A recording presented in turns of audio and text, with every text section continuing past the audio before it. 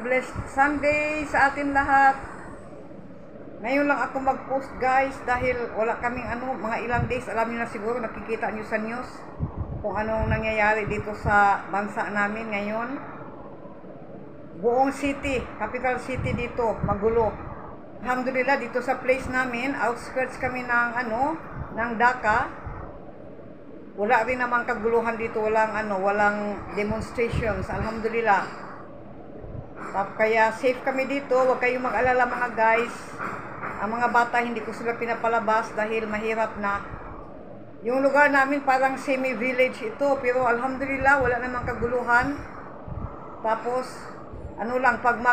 pag mag-cruise ka ng bangka, 10 minutes to cross the bangka. Yan, yung Dhaka na.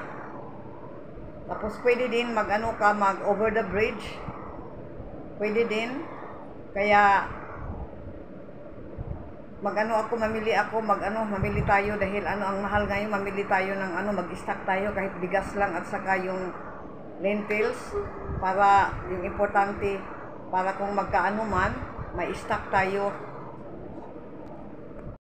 Ito ang lulutuin ko ngayon guys. Isang malaki ito na ampalaya. Hinati ko. Lulutuin ko Filipino style with egg. Tapos ito fry ko lang dahil wala nang time.